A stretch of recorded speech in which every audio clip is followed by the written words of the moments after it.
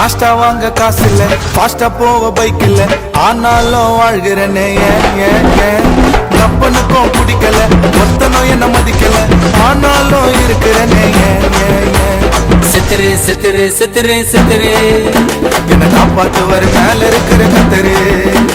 சித்திரு சித்திரு சித்திரு சித்திரு என்ன காப்பாத்துவர் மேல இருக்கிற கத்தரு. ஏன் பிரதர் இப்படி பண்றீங்க?